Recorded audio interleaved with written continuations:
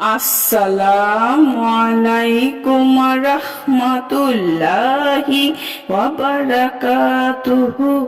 সুপ্রিয় সম্মানিত দর্শক শ্রোতা, আশা করি মহান রব্বুল আলামিনের দয়ায় আপনারা সকলেই ভালো আছেন।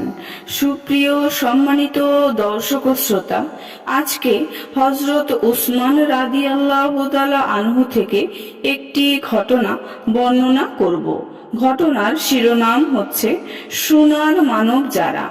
সুপ্রিয় সম্মানিত দর্শক শ্রোতা, আপনাদের নিকট অনুরোধ থাকবে ঘটনাটি শেষ পর্যন্ত শোনার।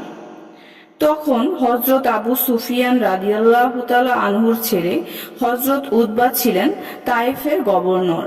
উমর তার কাছে লোক পাঠিয়ে তাকে গভর্নরের দায়িত্ব থেকে বরখাস্ত করলেন।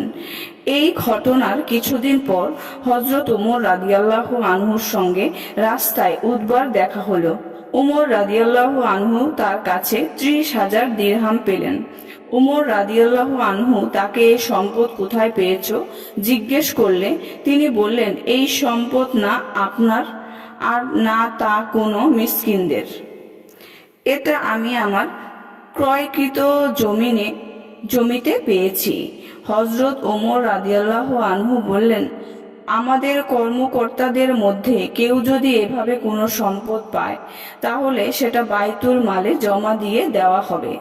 তিনি উতবা রাদিয়াল্লাহু আনহুর কাছ থেকে ওই সম্পদ নিয়ে বাইতুল মালে জমা দিয়ে দিলেন। এরপর হযরত ওমর রাদিয়াল্লাহু আনহু ইন্তেকাল করলেন। নতুন খলিফা হলেন হযরত উসমান রাদিয়াল্লাহু আনহু। উসমান রাদিয়াল্লাহু আনহু হযরত উতবাকে জিজ্ঞেস করলেন, তোমার কি এই সম্পদের কোনো প্রয়োজন আছে? কেননা ওমর রাদিয়াল্লাহু আনহু কেন এই সম্পদ বাইতুল মালে জমা করেছেন তা আমার বোধগম্য নয়। উতবা রাদিয়াল্লাহু আনহু বললেন, আল্লাহর কসম, এই সম্পদ আমার খুব প্রয়োজন, তথাপি আপনি আমাকে এই সম্পদ দিবেন না। কেননা আপনি যদি আপনার পূর্বসূরি খলিফার আদেশ ভঙ্গ করেন তাহলে আপনার আদেশও আপনার পরবর্তী খলিফারা ভঙ্গ করবে। সুপ্রিয় সম্মানিত দর্শক শ্রোতা, আজকের ঘটনাটি এই পর্যন্তই।